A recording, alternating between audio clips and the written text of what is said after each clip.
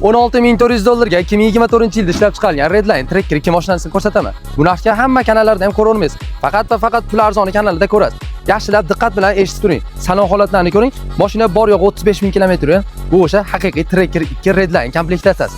2024-yilda ishlab chiqarilgan. Mashina bor yo'q 35,000 km yurgan. Qilinadigan hamma ishlar qilib qo'yilgan.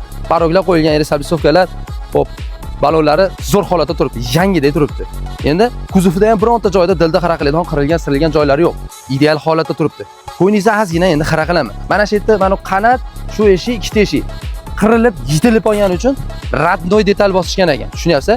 Rasmlari bor, rasmlarni o'zimga ko'rsatishdi. Juda ham yengil bo'lgan, mana shu yondan bo'lgan. Bunaqadan kelib turib urmagan. Juda ham aytayapman-ku, rasmni ko'rsangiz, ko'yingizni xira qilmaydigan holatda. Ya'ni radnoy detal, 3 ta detalni radnoy bosib yuborishgan ekan.